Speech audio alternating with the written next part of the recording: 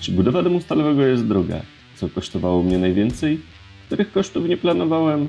Ile tak naprawdę wydałem do tej pory? Podsumowanie kosztów budowy już w tym odcinku.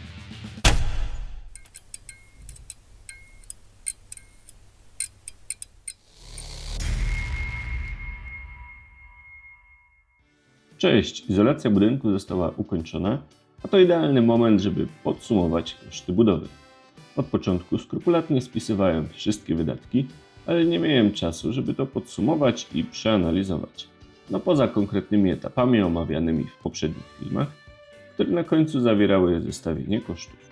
W dzisiejszym filmie podsumuję wszystkie wydatki, które podzieliłem na kilka kategorii. Są to rzeczywiste wydatki, które poniosłem, ale w niektórych kategoriach może nie być to finalny koszt, bo na przykład usługi takie jak kierownik budowy opłacane są w transzy. Krótki wstęp za nami, więc pora przejść do konkretów. Wszystkie koszty podzieliłem na następujące kategorie. Formalności, czyli wszystkie koszty poniesione przed przystąpieniem do budowy, na przykład projekt, kierownik budowy, geodeta i inne. Narzędzia i akcesoria. Tutaj zebrałem wydatki na wszystkie narzędzia, których potrzebowałem do budowy domu. Ponieważ większość prac wykonuję samodzielnie, niektóre narzędzia musiałem kupić, a inne wynająć. Znalazły się tutaj również rzeczy pomocne przy budowie, ale które nie są elementami budynku. Na przykład deski szalunkowe, taśmy czy folie zabezpieczające. Prace ziemne i fundamenty. W tej kategorii, jak sama nazwa wskazuje, zebrałem koszty wszystkich elementów poniżej poziomu gruntu. Od wykopu po płytę betonową, na której posadowiona jest wewnętrzna konstrukcja budynku.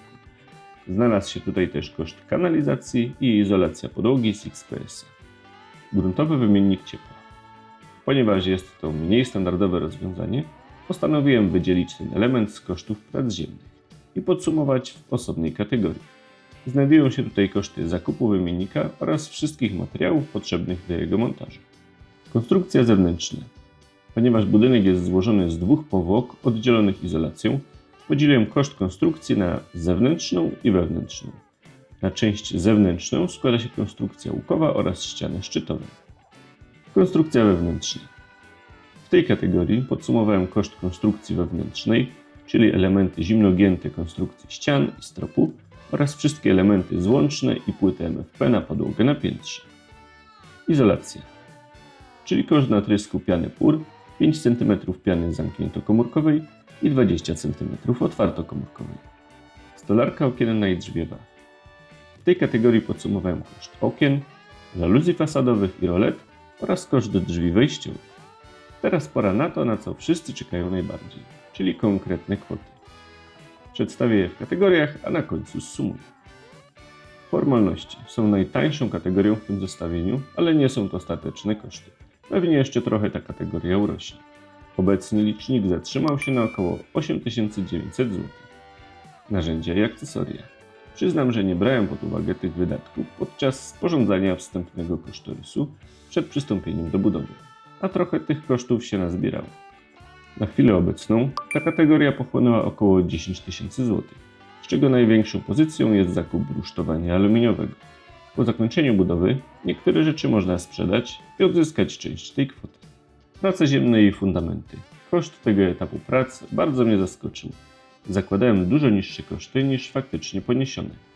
Co prawda w tym zestawieniu jest 20 cm izolacja XPS, kanalizacja oraz płyta betonowa, która jest docelową posadzką na parterze, ale pomimo tego kwota około 51 000 zł wydaje mi się za wysoka.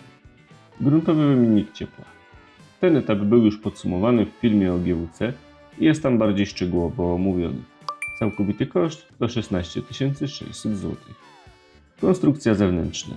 Część tego etapu została omówiona w filmie o domu w hangarze. Poza kosztem hali łukowej przedstawionej w tamtym filmie doszedł koszt ścian szczytowych i cały etap zamknął się w kwocie 66 700 zł. Konstrukcja wewnętrzna. Ten etap bardziej szczegółowo omówię w dedykowanym filmie, ale tak ogólnie zawiera on konstrukcję ścian wewnętrznych, stropu i sufitów na piętrze. Jest to całkowity koszt wszystkich elementów stalowych, śrub oraz płyt MFP wraz ze wszystkimi dodatkami. Koszt tego etapu wyniósł 50 400 zł. Izolacja. Całkowity koszt izolacji domu pianą PUR wyniósł 46 400 zł. Jest to koszt izolacji dachu oraz ścian zewnętrznych. Całość jest pokryta 25 cm piany PUR. Stolarka okienna i drzwiowa. Jest to najdroższy etap z całych do tej pory poniesionych kosztów.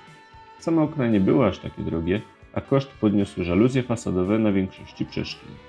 Na oknach możliwości regulacji wpadającego światła nie oszczędzałem i całkowity koszt tego etapu wyniósł 71 700 zł. Podsumowując, całkowity koszt budowy do tej pory wraz z narzędziami to 321 700 zł.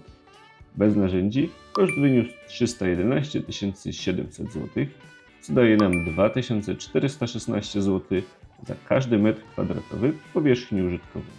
Myślę, że jest to niezły wynik, szczególnie biorąc pod uwagę grubość izolacji, gruntowy wymiennik ciepła i bardzo dobrej jakości okna z żaluzjami fasadowymi.